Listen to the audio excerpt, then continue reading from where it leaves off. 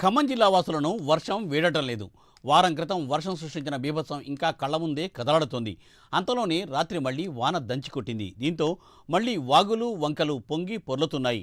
భయం గుప్పిట్లో ప్రజలు బతుకుతున్నారు. మున్నేరులో 15 అడుగుల మట్టానికి నీటి మట్టం చేరుకుంది. మున్నేరు పరివాహక ప్రజలను ఖాళీ చేయించారు.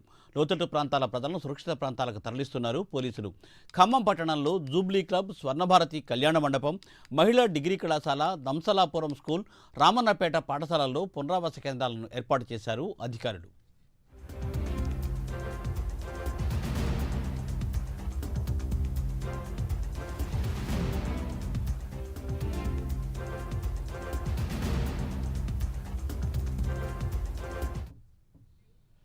భారీ వర్షాలతో తీగల బంజర వద్ద పగిడేరు వాగు ఉధృతంగా ప్రవహిస్తోంది. దీంతో పల్లిపాడు, ఏన్కూరు మధ్య రాకపోకలు నిలిచిపోయాయి.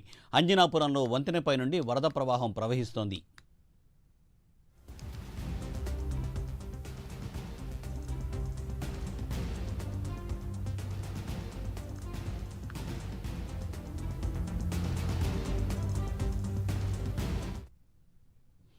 కొణజల్లలో రాత్రి నుండి వర్షం కురుస్తోంది. ఎగువ నుండి వస్తున్న వరదలతో తీగల బంజారా, లాలాపురం మధ్య పగిడేరు వాగు పొంగి ప్రవహిస్తోంది. పల్లిపాడు, ఏన్కూరు గ్రామాల మధ్య రాకపోకలు నిలిపివేశారు. పల్లిపాడు మీదుగా వెళ్లే వాహనాలను తల్లాడ మీదుగా మళ్లిస్తున్నారు పోలీసులు.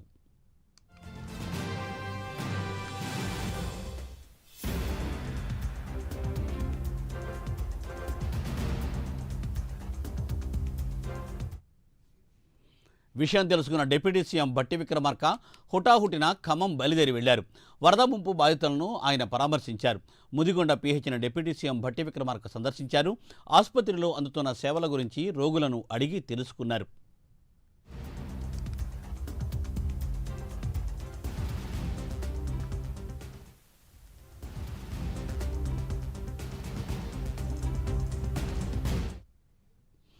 ఇక ఖమ్మం జిల్లాలోని వరద ప్రభావిత ప్రాంతాలలో కేంద్ర మంత్రి జి కిషన్ రెడ్డి పర్యటించారు.